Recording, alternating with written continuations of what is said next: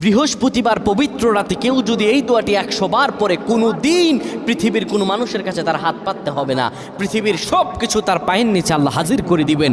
দারিদ্রতা থেকে মুক্তি দান করবেন, বিপদ আপদ থেকে মুক্তি দান করবেন, তার সম্মানকে সুউচ্চতা দান করবেন, অসুস্থতা থেকে দূরে রাখবেন, আল্লাহর অশেষ দয়া ও রহম তাকে দান করে দিবেন। সুবহানাল্লাহ।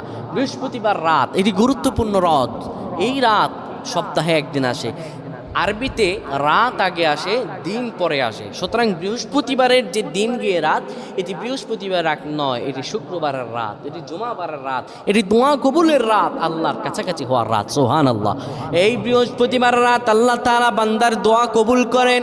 কেউ যদি বৃহস্পতিবার রাতে ঈশা নামাজের পরে পবিত্র হয়ে ইয়া হাইয়ু ইয়া হাইয়ু ইয়া হাইয়ু ইয়া রফিয়ু ইয়া রফিয়ু ইয়া রফিয়ু এই দোয়াগুলো পড়তে পারে 100 বার, আল্লাহ রাব্বুল আলামিন তার